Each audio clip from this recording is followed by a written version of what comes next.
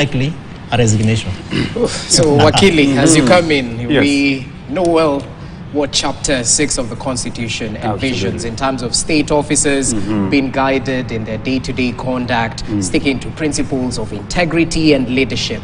So as you answer perhaps your response to what the IG said, what do we need to ensure, what is embodied in Chapter 6? That decisions are not influenced by favoritism one way or the other, it's all impartial. Exactly. And just to tie the same question with what the establishment of the IG as an office, of course, under Article 244 of the Constitution, under subsection A, of course, it says that the National Police Service shall strive for the highest standards of professionalism and discipline among its members. And also subsection E says that it shall foster and promote relationships with the broader society. Those are very key provisions of the Constitution, Rogers, and the company, from where I'm seated as embedded in the Constitution, and going by the utterances of one Koome as the IG. Well, it raises a lot of questions in terms of what really necessitated him to use such kind of words within a already heated sort of political environment. I want to say that in Uganda they say, if you listen to the boys, also listen to the girls. We have listened to the boys in the name of Koome, and we have also listened to the girls in terms of the political wing, which is actually the aggrieved side, which is saying something went wrong.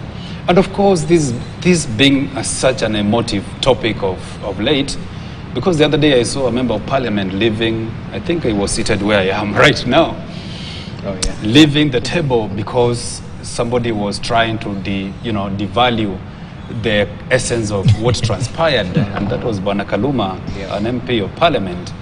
And you can see how this being an emotive issue is actually being received from each quarter.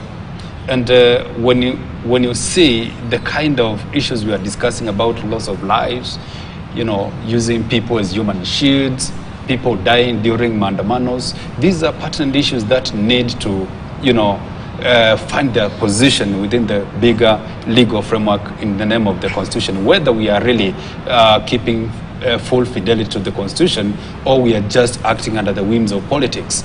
From where I'm seated, I want to say that world over, you have seen demonstrations happening in Middle East, you have seen Turkey, Greece having one of the most, combative, demonstrations, but never ever have we ever seen the use of live bullets, against, the demonstrators. Likewise, we have never seen the kind of weapons that are being used during the same mandamanos by the citizens or the participants. And when you see citizens also conducting themselves in a way that really raises the question of, what is it that the police are supposed to do at that particular point when they are being confronted so vigilantly by people who are having crude weapons, machetes, and others also who perhaps have bullets, guns in the name of demonstrators. So that really puts us in a very, precarious position as a country in terms of our conduct, both the side of the citizens and also both the side of the, of the security organs. And I have to ask this before Gabriel comes in. We have a proposal on the floor of the House in terms of, regulating this protest. At the end of the day, the organizers should be held accountable. Civil society have questioned this as a way of perhaps clamping down on these freedoms and expressions.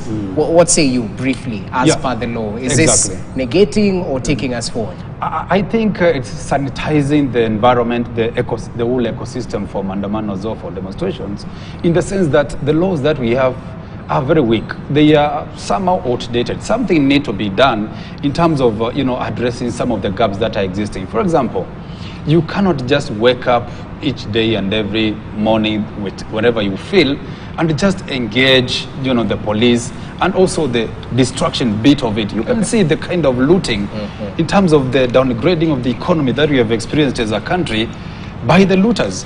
If a group of people are able to organize themselves and get into a supermarket, loot, to me that does not have any space in any given democratic space, in the sense that somebody has to be accountable. And that's why that law is actually try to address some of the gaps that we have experienced as a country, that somebody need to take accountability, somebody need to be accountable, and somebody need to answer 1 or 2, 3 questions in terms of the actions that he has taken. You agree, Mutuma? Yeah, to an extent.